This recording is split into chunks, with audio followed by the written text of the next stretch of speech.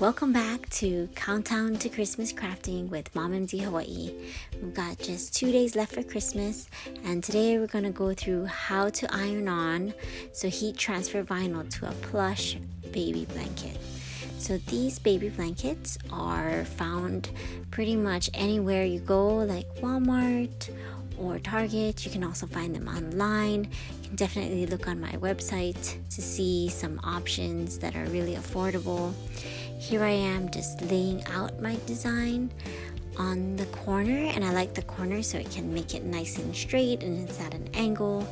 And included is the baby's name and some vital statistics on the birth, so the time and the date that the baby was born, in addition to the length of the baby, is added. And so this makes a really great gift and a keepsake for any newborn baby.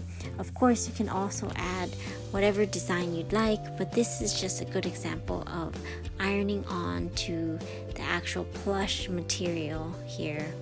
And so a lot of people are worried that you can't iron on this material because it is raised, but definitely you can. You just do want to press a little bit harder to make sure that the heat transfer vinyl adheres all the way down through that plush raised fabric and down into the bottom part. So this one was actually perfect because it has a little bit of a baffled box, and I'm gonna heat up my Cricut Easypress to 330 degrees, and I'm gonna heat it up for 13 to 15 seconds. And you want to put some pressure on this one again because it's raised.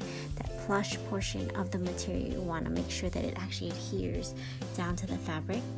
And here we're going to peel off all of our transfer or carrier sheet layer that sticks onto the back of the iron-on so that it keeps it in place for you until you do iron it on.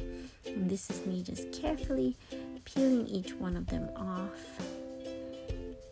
And you want to just make sure that you actually leave the heat transfer vinyl. And again, it was 15 seconds, so it's not fully adhered yet. And here I am carefully removing all of that carrier sheet, the white clear carrier sheet that goes on with every vinyl. It's almost like transfer tape, except it comes with your heat transfer vinyl, or Cricut calls it iron-on vinyl. And this color is actually silver glitter, which I love. And you can't see it as well here, but it really did come out perfect with this pink blanket. It really had a nice bling appeal to it. And so this is a blanket for a baby girl. Now we're gonna actually press it again a second time, putting again my Teflon sheet to protect my iron and to protect my material.